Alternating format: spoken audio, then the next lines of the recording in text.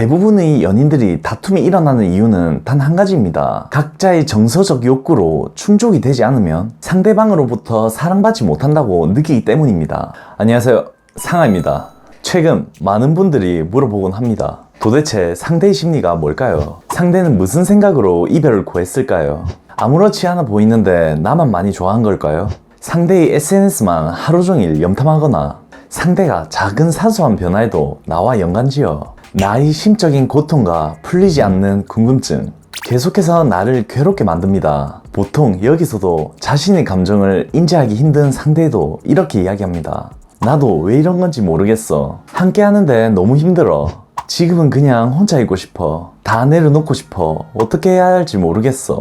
이러한 말을 듣게 되면 여러분이 머릿속에서는 내가 이제 매력이 없나? 마음이 식었나? 다른 여자가 생긴 건가?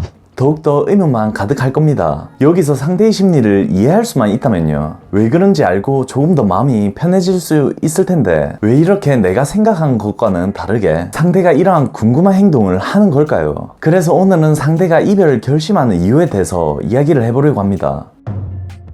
일반적으로 상대를 바라볼 때 많이 범하는 오류 중 하나가 자신이 생각하는 것과 상대가 똑같은 욕구와 갈망을 가지고 있을 것이라는 착각하는 것입니다. 사랑하면 이렇게 해야 되는 거 아니야? 이렇게 하는 건 예의가 없는 거지 라면서 나의 시선에서 상대를 대입시켜 버립니다. 그렇게 되면 상대도 그렇게 생각하면서 서로가 강하게 충돌이 일어나고 아무리 베풀어도 돌아오는 게 없다고 느낍니다. 그래서 자기 사랑을 알아주지도 않고 받아주지도 않는다고 생각하게 됩니다. 점점 연애 기간이 길어지고 상대에 대한 믿음과 신뢰가 생기기 시작할수록 여자 심리의 경우 상대의 애착관계, 유대관계에 중점을 두기 때문에 더욱더 상대와 공유하려고 하고 무엇을 하는지, 밥은 잘 먹는지 수시로 궁금해집니다. 여기서는 더욱더 깊어지면서 나 자신이 주는 거에 비해 너무 적은 사랑을 받는다고 느끼기도 합니다. 그래서 염려하는 정도가 강하게 되면 반대로 남자는 자신이 조종당한다는 느낌을 받게 되고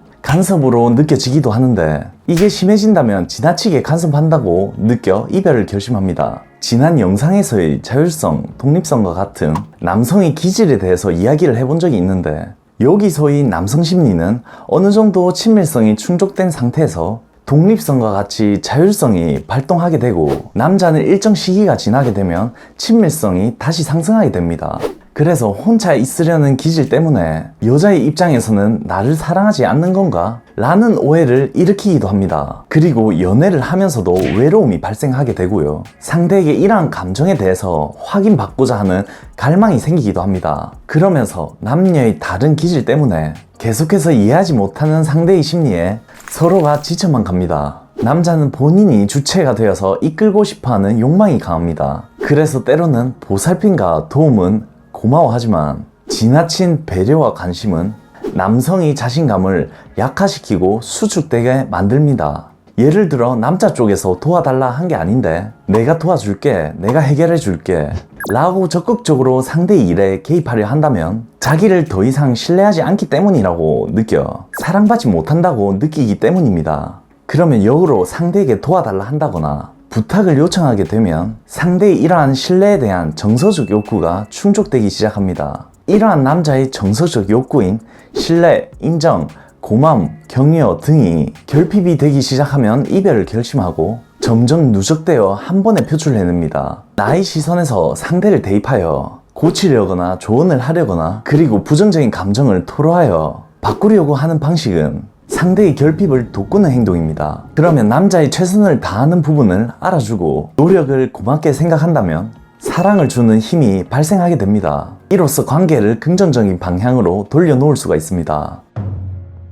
특히 여기서도 바라봐야 하는 것이 가령 나의 가치가 낮아지거나 매력이 상실한 경우 아무리 상대에게 과하게 이러한 것을 이해해주고 컨트롤한다 해서 상대가 더 다가오는 것은 아닙니다. 하지만 내가 어떠한 문제로 헤어졌는지에 따라 지금 상대와의 이러한 문제를 겪고 있는지를 인지하게 되면요, 그것을 되돌아볼 전환점으로 다시 관계를 조율할 수 있습니다. 이것은 연애 중, 이별 후, 재회 후에도 지속적으로 이해하고 인식해야 될 부분입니다. 대부분의 연인들이 다툼이 일어나는 이유는 단 한 가지입니다. 상대방으로부터 사랑받지 못한다고 느끼기 때문입니다. 각자의 정서적 욕구로 충족이 되지 않으면 사랑받지 못한다고 생각하게 되는데, 여기에서는 문제점인 온갖 방어 기제들이 작동하게 됩니다. 이걸로 인해서 표면적으로는 이해가 되지 않는 다툼, 가치관 차이, 자존심, 사사로운 시비 등으로 표출이 되어 다른 문제라고 판단할 수가 있는데,